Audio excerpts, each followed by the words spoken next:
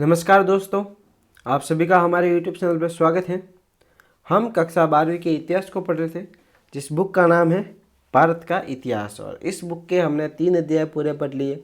आज हम पढ़ेंगे अध्याय 4 का पाठ 19। ठीक है, तो अध्याय का नाम है मुगल आक्रमण, प्रकार और प्रभाव।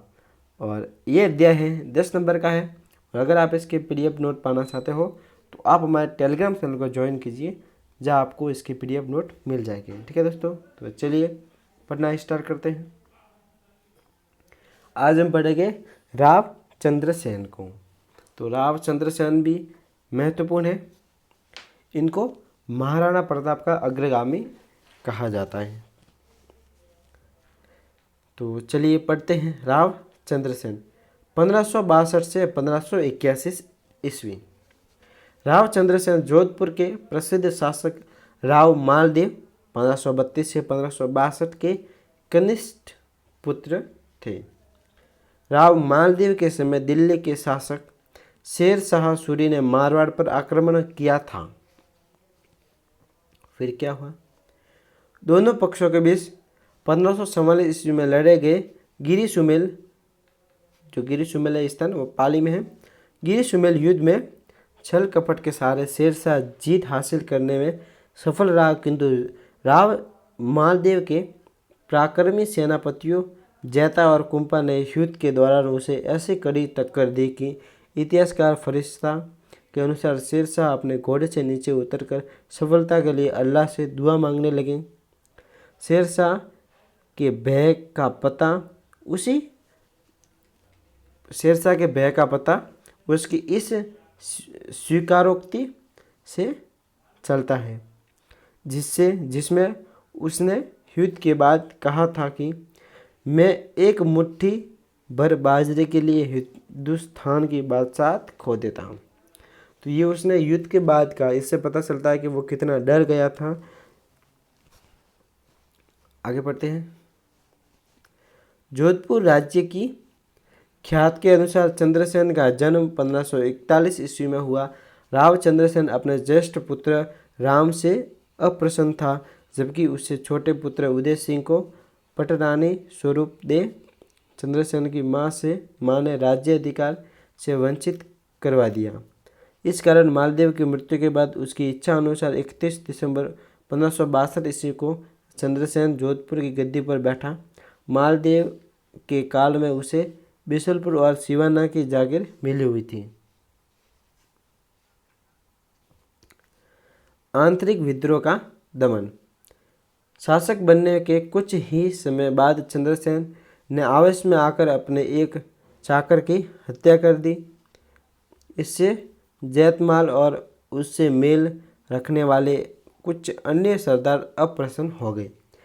नाराज सरदारों ने चंद्रसेन को दंडित करने के लिए उसके विरोधी भाइयों राम, उदय सिंह और रायमल के साथ गठबंधन कर उन्हें आक्रमण के लिए आमंत्रित किया। राम ने सोजत और रायमल ने दूनाडा प्रांत में उपद्रव शुरू कर दिया तथा उदय सिंह ने गंगानी और बावड़ी पर अधिकार कर लिया।